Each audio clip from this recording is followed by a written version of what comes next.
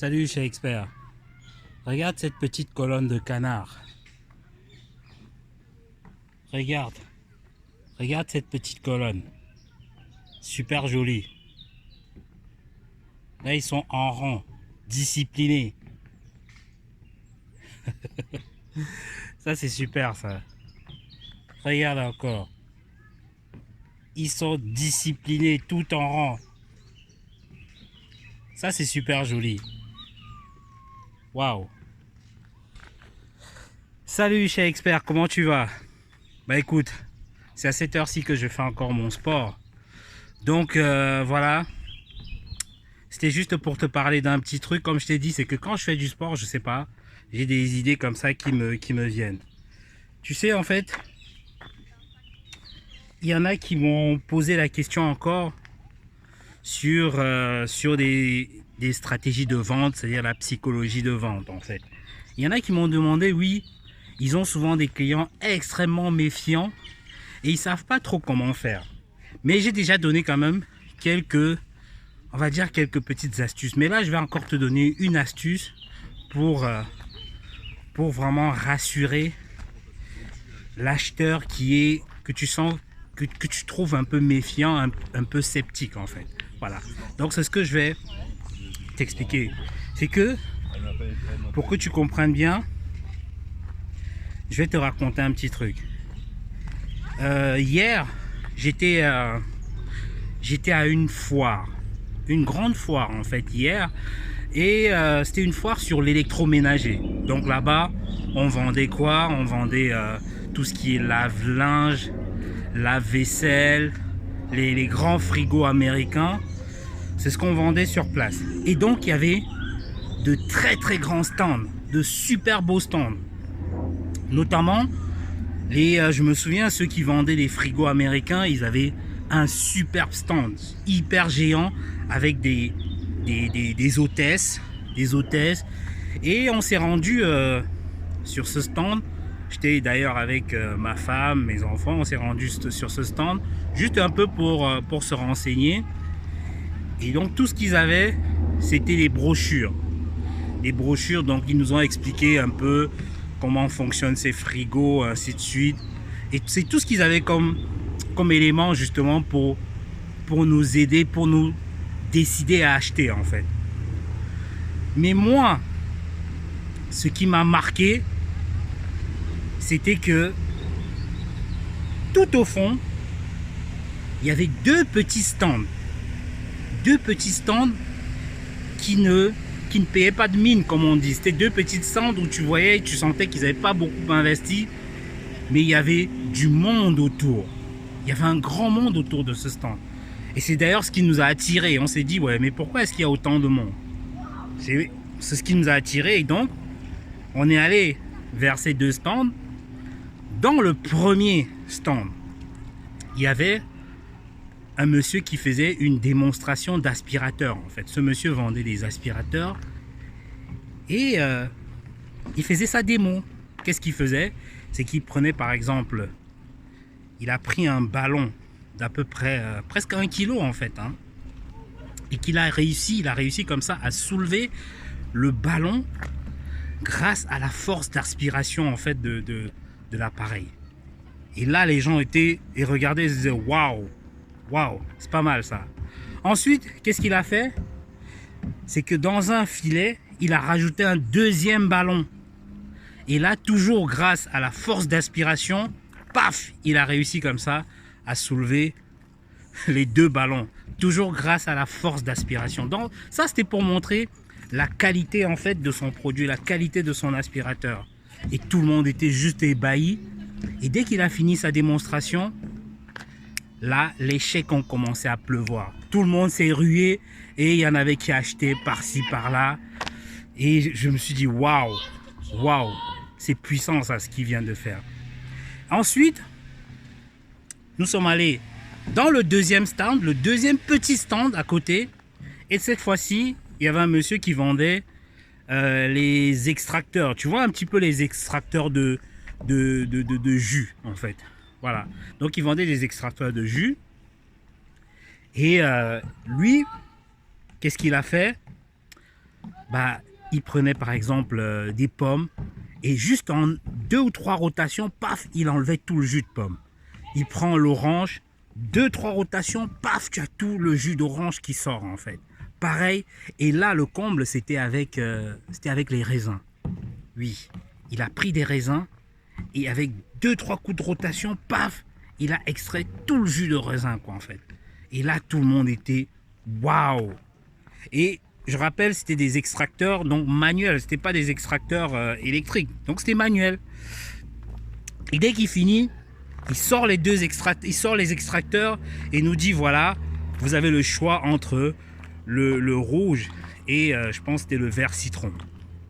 Et là, pareil, tout le monde s'est rué et c'était à 10 euros. Chacun sortait 10 euros et achetait. D'ailleurs, même ma femme qui est souvent sceptique, elle, ce qu'elle a fait, elle a été convaincue et tout de suite, elle a acheté en fait.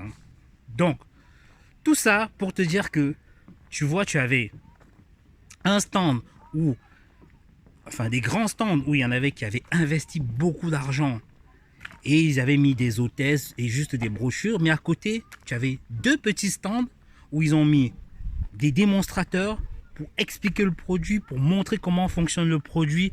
Et là, tout de suite, les gens achetaient. Les gens achetaient. Donc, ça pour te dire quoi, cher expert, c'est que l'une des meilleures façons pour rassurer un acheteur méfiant, pour rassurer un acheteur sceptique qui est un peu dubitatif, c'est justement de montrer des preuves de ce que tu avances. Il faut que tu lui montres des preuves. Tu vois, comme disent les Américains, ils disent don't tell, show. C'est-à-dire que ne parle pas seulement, montre ce que tu fais. Quand tu montres, là, tu vas voir que les gens, ça va déclencher comme ça là chez les gens l'envie d'acheter en fait.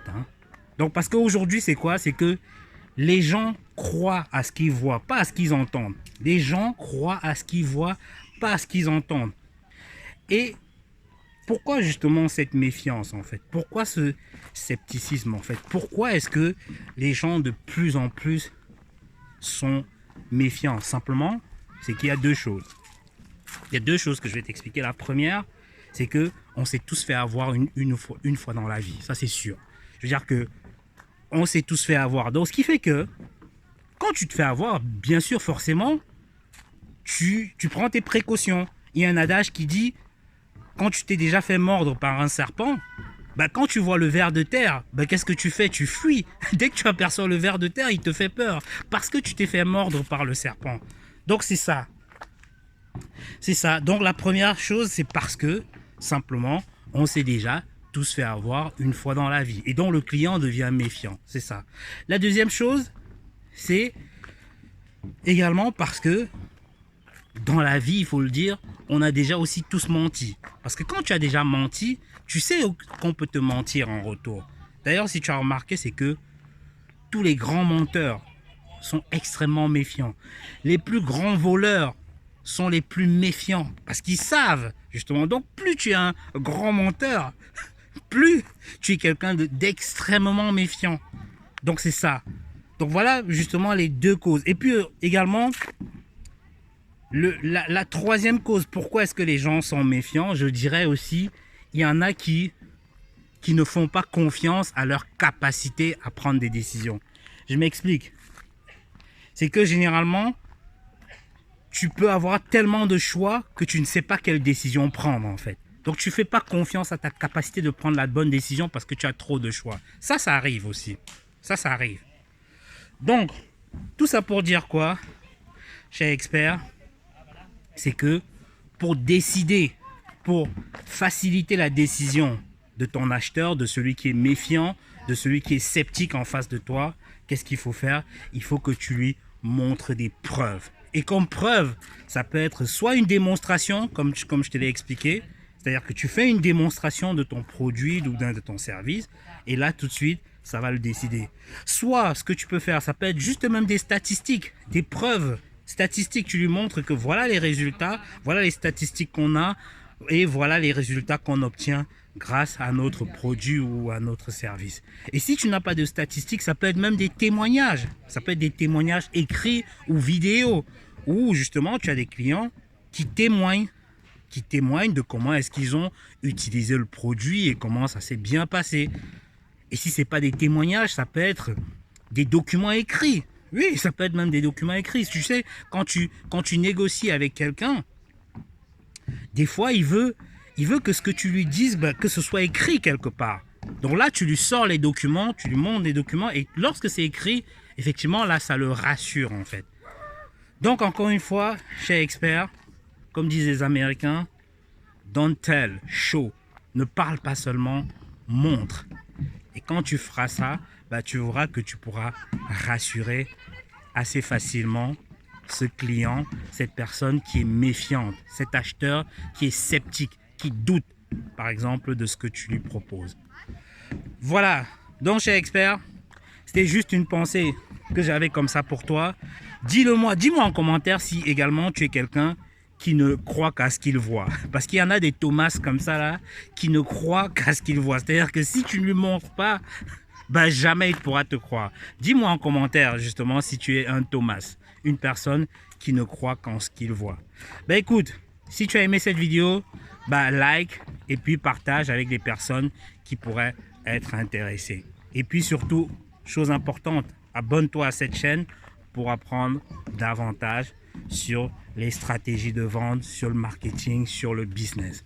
Et comme je le dis toujours, c'est que toute chose que tu ne sais pas aujourd'hui te coûtera beaucoup plus cher demain. Donc abonne-toi. Écoute, c'était Bertrand Nouadj, le décongeleur de cerveau. À très bientôt. Ciao, ciao, ciao, ciao.